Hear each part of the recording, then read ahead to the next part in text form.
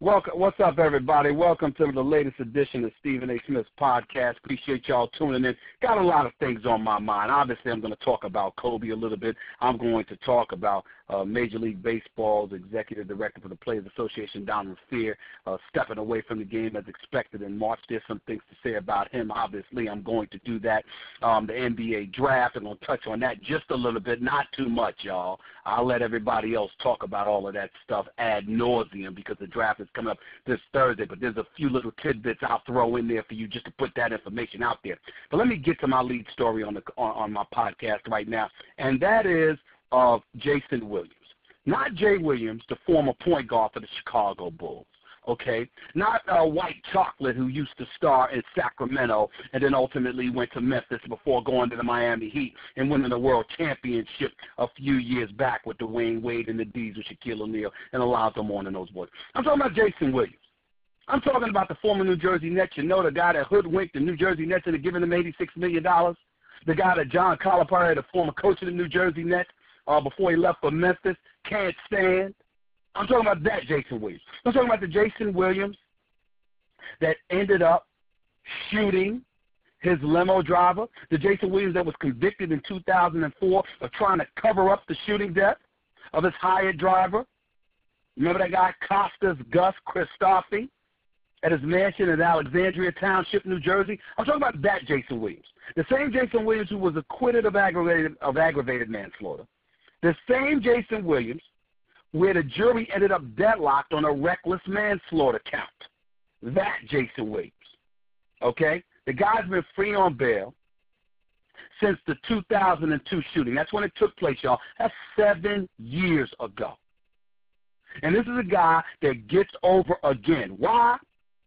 Because just today we learned that a judge rejected a prosecutor's request to revoke the bail and send him to prison for covering up the shooting of the driver 7 years ago.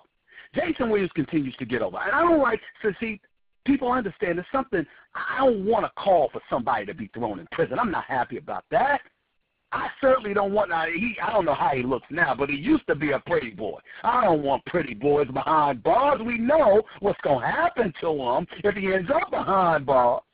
He's 6'10", he's a target, doesn't have guns at his disposal, so he's even more of a target. And then you get away with ultimately killing somebody. And this wasn't something like a Dante Star Wars. You're driving under the influence, driving while impaired. You end up killing somebody accidentally, and you've got the 30 days in jail and the 1,000 hours of community service. No, this is a gun that was shot and blew this man away in the bedroom of Jayson Williams. Now, I don't understand how your driver ends up in your bedroom, but that's a story for another day. What amazes me as it pertains to Jayson Williams is that this is a guy that has had a couple of incidents since the shooting. Now, you have a shooting in 2003. You get acquitted on a main charge in 2004, which is aggravated manslaughter. They were deadlocked on reckless manslaughter count. The only thing you got convicted of is trying to cover up the shooting death, okay? You've been out on bail. You still haven't served your time behind bars. The man's dead. And here you are still getting yourself in trouble. Now, I understand there are people that will bother Jayson Williams. You know, you hear of incidents where he had to hit somebody because he got into a scuffle with somebody in a nightclub.